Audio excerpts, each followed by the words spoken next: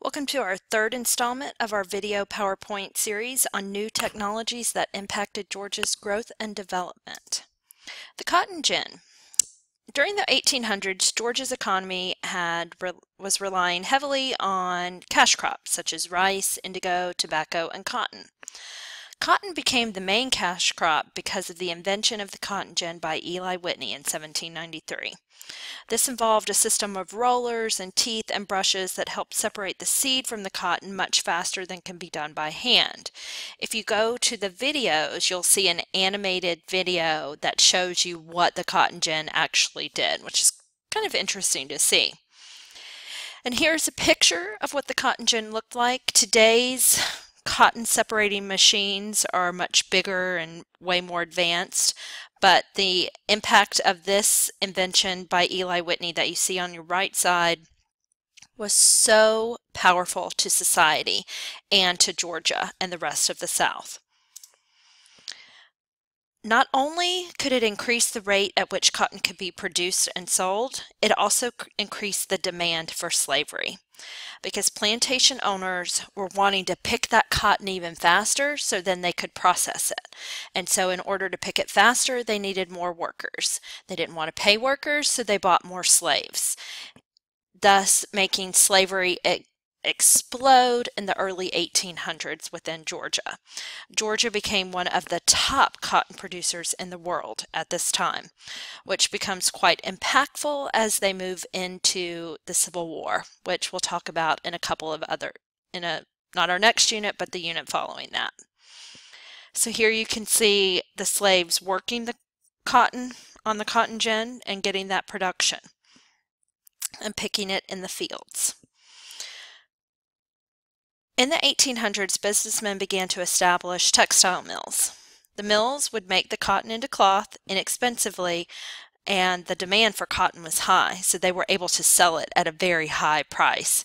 They were able to do work for very little money, but sell and make a lot of money.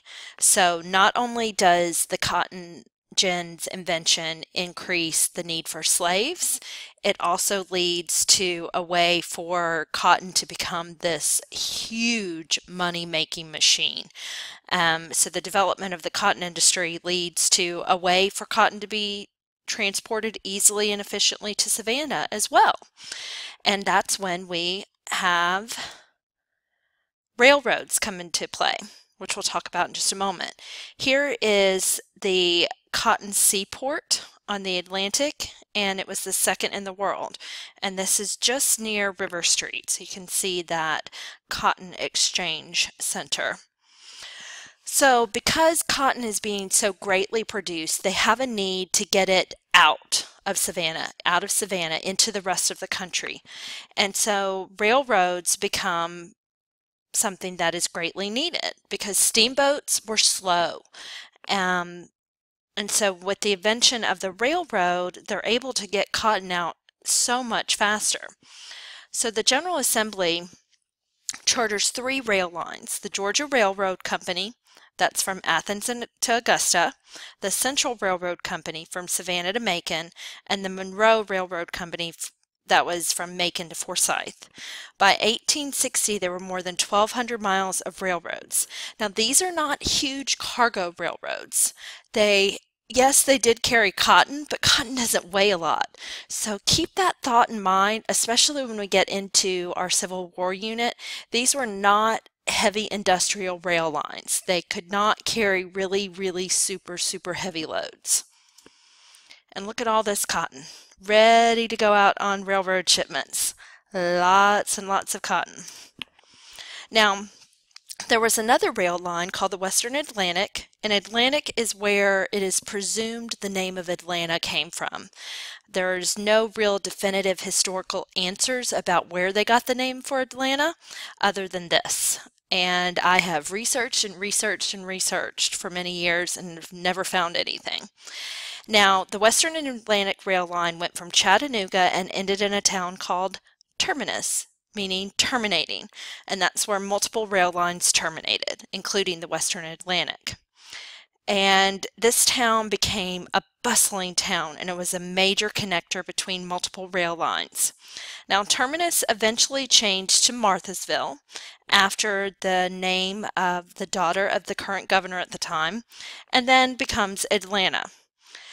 And Atlanta becomes the center of railroad trade for the South, a huge, crucial city for railroad transportation within the South. Again, keep that in mind when we get to our Civil War unit. Now, you see this 0 mile post sign. This sign is actually for the 0 mile where the Western Atlantic Railroad began. This mile marker is actually underground Atlanta, like underground. Like you've got underground Atlanta that if you've ever been to a Braves game, you might have traveled through to get on a MARTA bus to go over to the Braves stadium to watch the baseball game. But even further underground than that is this mile marker post in this little tiny building that no one can even get in to see. It's this huge historical marker. Literally, it's where the city of Atlanta began, because the city of Atlanta began with railroads.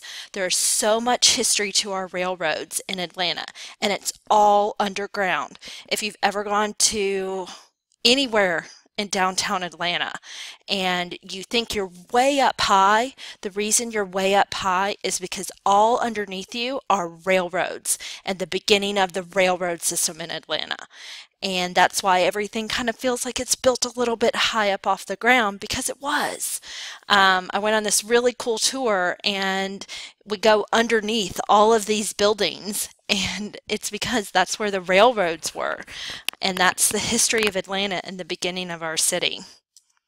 That is the end of our third installment. We have one more installment about Native American removal.